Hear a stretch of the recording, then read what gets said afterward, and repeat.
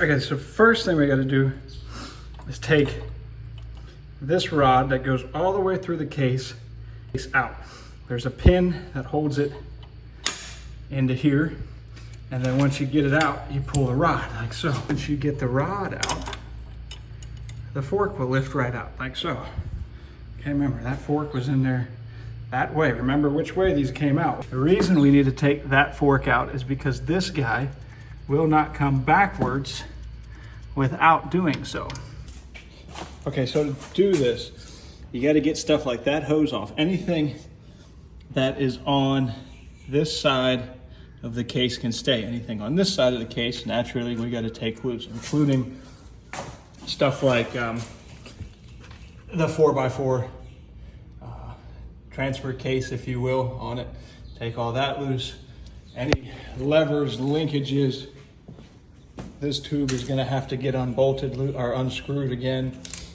And because this one has a loader, we're going to have to undo these guys. Anything that had linkages that hooked your 4x4 cable, all that stuff has to come off, because we're literally going to split this guy right here.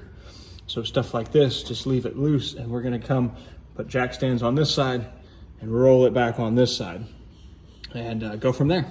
All right, so once you're sure you got this thing good and you got your crank or your transfer case hanging down low and everything, this is kind of sketchy. These are yard sale jack stands that we're trusting with our life and this tractor's life, and you got to undo all these bolts right around here are nuts, and she should slide on out, and we're gonna pray to the good Lord that this works for us, because if it doesn't, we're gonna be in a world of hurt. Well, stay tuned, y'all. Okay, now I don't recommend this method, but if you do, ratchet strap around the jack to hold the two halves. Once you undo all of these bolts, it'll start sliding. I had to have my wife come out and help me push this tire this way. Needless to say, she was not ecstatic about that. Okay, so you will have to take this guy off, pull straight off. You have to give it some love taps. And then you will end up looking like this, where you can finally drive it out forward. But either way, you still have to take that guy out. Drive it out forward.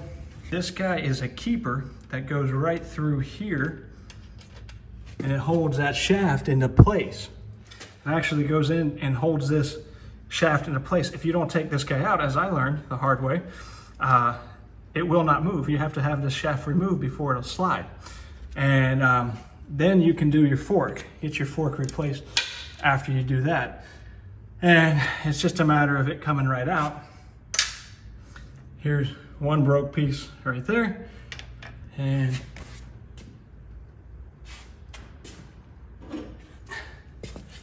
here's one broke piece there. Here's one broke piece there. Okay, there's your spring right there. And that spring pushes against that detent ball, like so. So now I gotta figure out how to put all of this in there and drive the thing in. Okay, so when you get this shaft back in, remember there's a detent ball. What I did, I loaded grease on this side, and then I took a small screwdriver like this, stuck it inside, and held the detent ball up while I had the wife, again, she loves doing this, drive the shaft all the way through. Once you get the shaft all the way through, make sure this piece will go in, tighten in, and then it's just a matter of putting it back together the way we took it apart.